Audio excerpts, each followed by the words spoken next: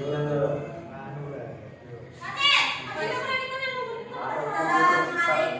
warahmatullahi wabarakatuh. Waalaikumsalam warahmatullahi wabarakatuh.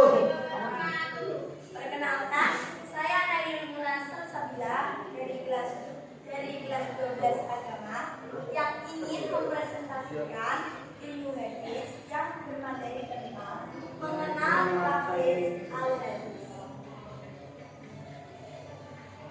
Nah, di sini ada pengertiannya. Apa sih tahrij itu? Kata tahrij berasal dari kata kharaja yukharriju yang secara etimologi mempunyai arti berhubung dua hal yang saling bertentangan dalam satu persoalan. Sedangkan secara terminologi mengembalikan hadis-hadis yang terdapat di dalam berbagai kitab yang tidak memakai sanad kepada kitab-kitab musnad, baik disertai dengan pembicaraan tentang status hadis-hadis dari segi sahih atau dhaif, ditolak atau diterima, dan penjelasan tentang kemungkinan ilat yang pasang atau hanya sekedar mengembalikannya kepada kitab-kitab tersebut.